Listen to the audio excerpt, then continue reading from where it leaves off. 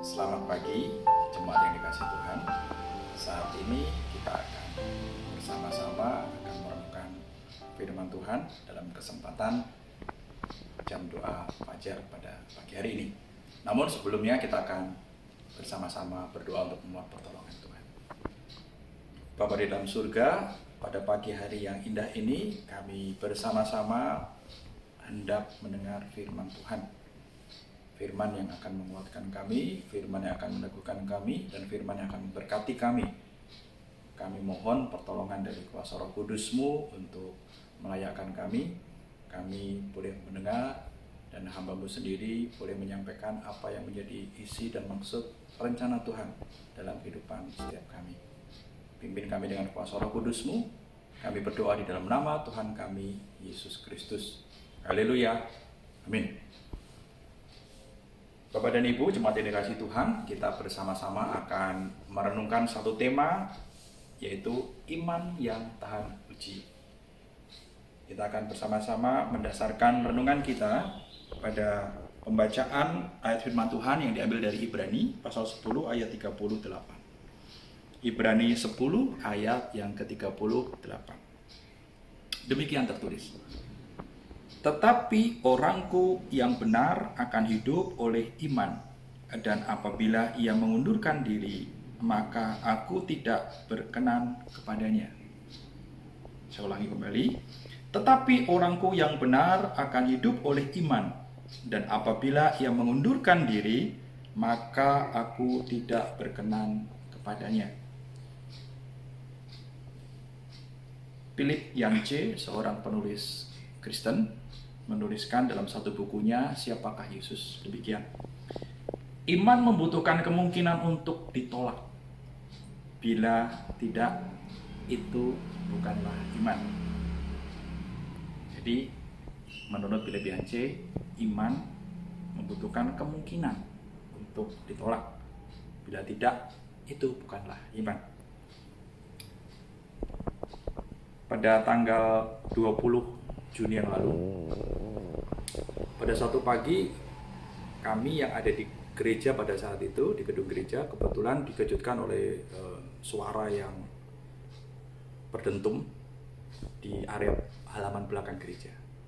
Dan setelah kami cek bersama-sama, di situ ada saya, Pak Johan, dan beberapa rekan-rekan yang lain yang ada di gereja di hari Sabtu tersebut. Di bagian belakang, bagian tangga gereja roboh, dan setelah kami cek, di situ ada hal yang terjadi kemungkinan karena pelapukan. Yang kedua karena kemungkinan struktur bangunan yang sudah berkurang kekuatannya. Dan kami rekomendasikan untuk secepatnya bisa disterilkan area tersebut. Kalau memang harus diperbaiki, segera diperbaiki. Namun bila tidak, harus disterilkan agar anak-anak yang seringkali anak-anak kita yang bermain di bagian area tangga tersebut tidak mendapatkan kejadian yang tidak kita harapkan. Nah, ini bicara tentang struktur sebuah bangunan. Kalau dalam disiplin ilmu yang pernah saya tekuni, yaitu di bidang arsitektur, ada perbedaan mendasar antara struktur dan konstruksi. Jadi kalau kusen, mungkin bisa ditunjukkan kusen jendela ini adalah konstruksi. Sementara pondasi sebuah bangunan, tiang kolom, itu adalah struktur. Jadi perbedaan sederhananya adalah struktur apabila elemen tersebut dilepas dalam sebuah bangunan, maka bangunan kemungkinan akan roboh. Namun kalau konstruksi, katakanlah kusen ini diambil, kusen ini dilepas, bangunan rumah atau sebuah bangunan tersebut tidak akan roboh. Nah, ini bicara tentang struktur dan konstruksi. Iman yang tahan uji. Kita juga meyakini bahwa iman perlu diuji seperti layaknya sebuah struktur bangunan. Sebuah kejadian menunjukkan ada pembuktian apakah di dalamnya ada iman. Salah satu yang terjadi dalam kehidupan keluarga kami adalah ketika kisah perjodohan atau kisah pertemuan kedua orang tua kami yang berbeda latar belakang suku, latar belakang kondisi sosial dan sebagainya berbeda, sehingga satu keluarga saling menolak satu sama lain. Namun pada akhirnya dari iman kedua orang tua kami, mereka boleh menikah, sehingga menghasilkan anak-anak seperti kami, menghasilkan cucu-cucu seperti yang mereka banggakan saat ini. Jadi di sini ada pengujian waktu. Dan gedung gereja kita juga, Gereja Baptis Indonesia Depok, melalui proses ujian. Tentu tidak semua orang dulu setuju ketika dalam keterbatasan gereja kita membangun gedung gereja yang semegah seperti yang sekarang kita nikmati. Mengingat kondisi pada saat itu adalah kondisi perekonomian atau pendapatan atau persembahan gereja kita masih belum yakin untuk memiliki gedung seperti yang sekarang kita nikmati. Namun di balik semuanya itu ada ujian, ada iman. Dan yang terakhir, Kristen Protestan sendiri juga hidup atas ujian-ujian tersebut. Jadi abad ke-16 seorang Martin Luther memproklamirkan awal gerakan dari Kristen Protestan. Dan di situ ada pertentangan, ada penolakan. Tetapi di situ ada ujian terhadap apa yang kita sebut iman. Apa yang kita pelajari pada kesempatan pagi hari ini? Yang pertama adalah dari Ibrani 10 ayat 38. Poin yang pertama, pengikut Kristus harus hidup dengan benar, yaitu ikut dalam tuntunan dan hukumnya. Apa itu tuntunan dan hukumnya? Firman Tuhan. Firman Tuhan adalah dasar dari iman yang dibangun di atasnya. Kembali tentang struktur tadi. Ada bagian yang paling bawah, dan bagian ini sangat menentukan apa yang hendak diletakkan atau dibangun di atasnya, yaitu pondasi. Dan dalam hal ini, pondasi iman adalah firman Tuhan.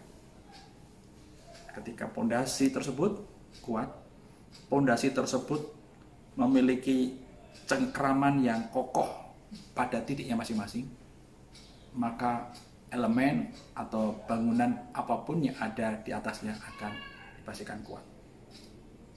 Hendaknya hidup kita berpondasikan firman Tuhan. Dan pada lapis kedua setelah pondasi, kita menyebut ada namanya slope.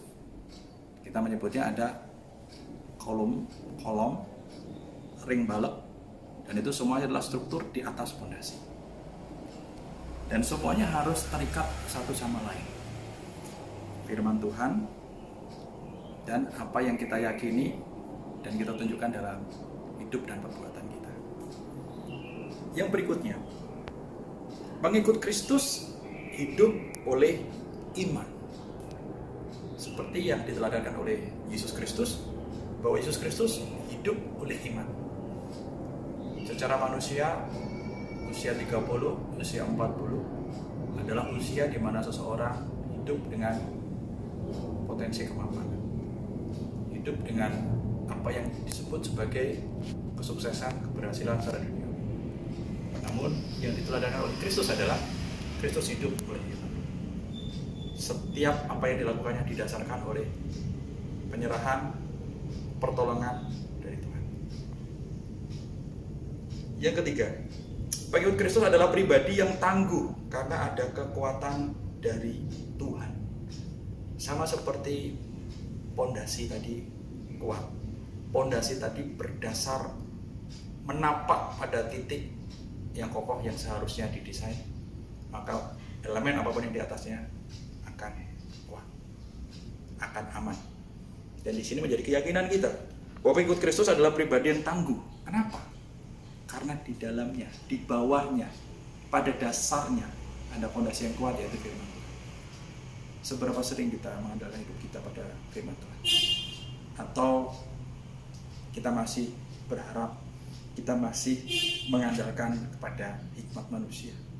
pada pemikiran diri sendiri, pada pengalaman masa lalu, pada kondisi ketika kita berlebih, kondisi ketika kita mampu. Dan masihkah sekarang kita mengandalkan kekuatan tersebut, mengandalkan hal tersebut, khususnya dalam kondisi seperti yang kita hadapi saat ini. Yang keempat, Tuhan akan berkenan bagi umat yang setia dan tekun dalam iman. Tuhan adalah pribadi yang setia, maka Dia akan berpaut pada hati kita yang setia. Sekali lagi, ketika sebuah struktur bangunan diuji oleh gempa tektonik, gempa vulkanik, atau getaran-getaran bumi yang seperti biasa kita dengar di berita, kita saksikan di televisi, itu adalah bagian dari ujian-ujian.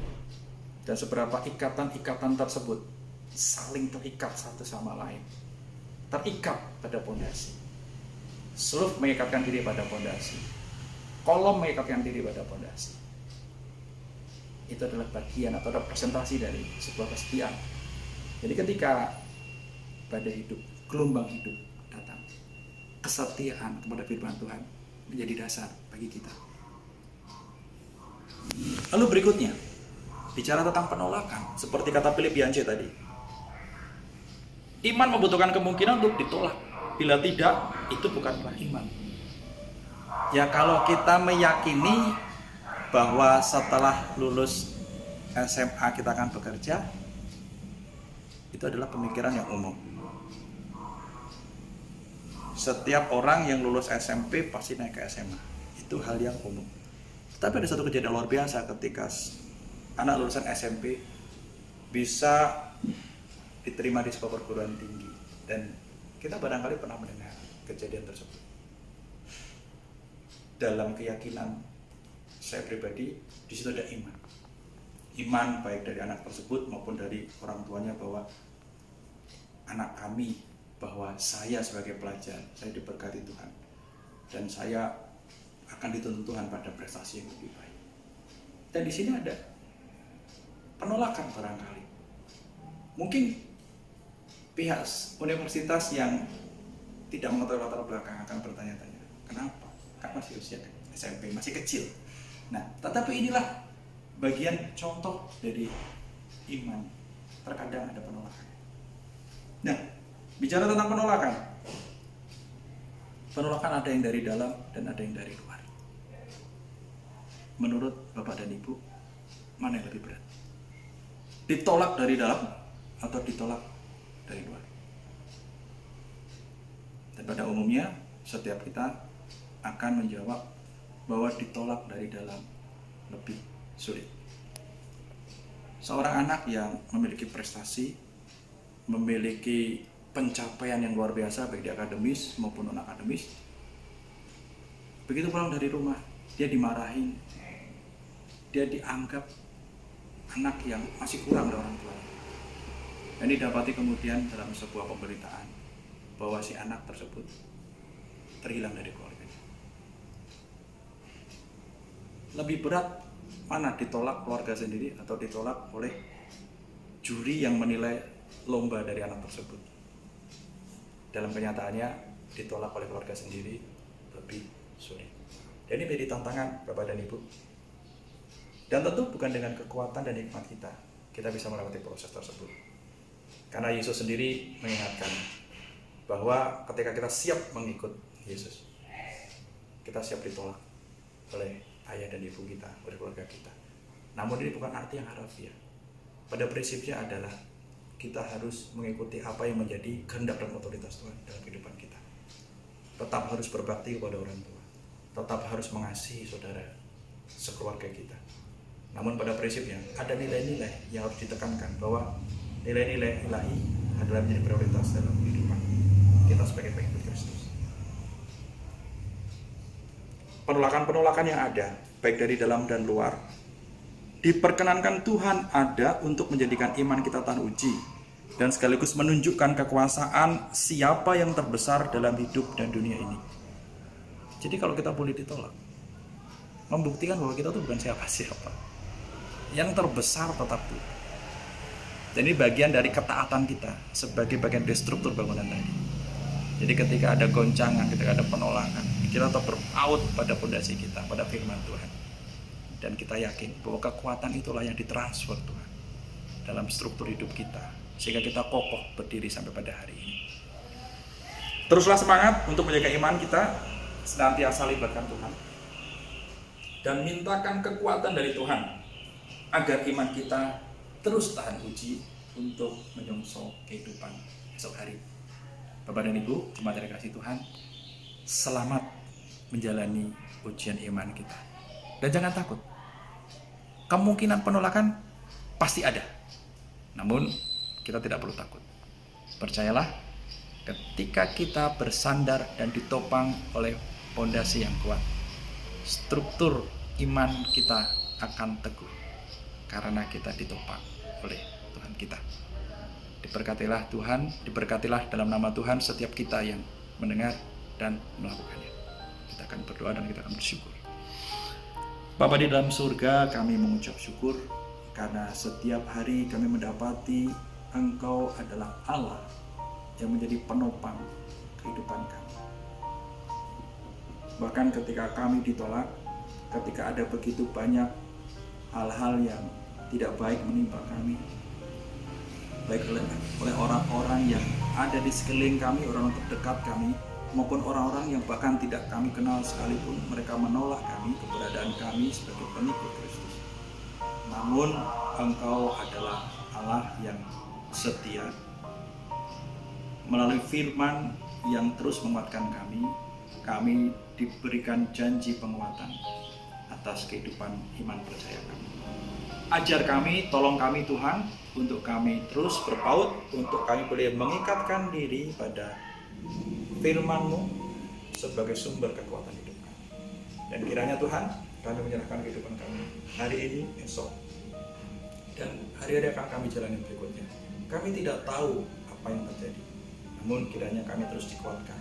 Ajar kami untuk terus bersandar dan ditopang oleh firman. Di dalam nama Tuhan kami Yesus Kristus, kami naikkan doa permohonan kami.